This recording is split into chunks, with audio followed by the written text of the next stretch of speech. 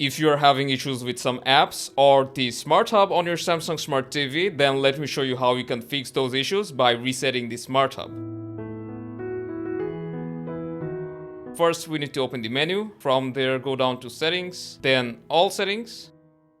Now we need to go down to Support and open Device Care. If you have these settings grayed out like us, just force close the background apps by long pressing the return button on your remote.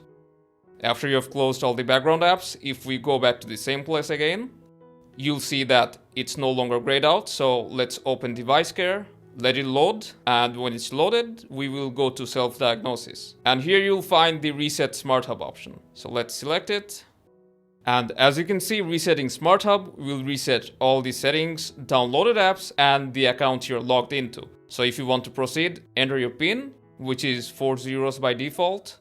As soon as you enter the PIN, the Smart Hub will start resetting. After the reset is complete, just go to Home and go through this small setup process. When you're done, just install the apps you want to install, and that's all. So this is how you can reset Smart Hub of your Samsung Smart TV. If you found this helpful, consider subscribing, and I'll see you in the next one.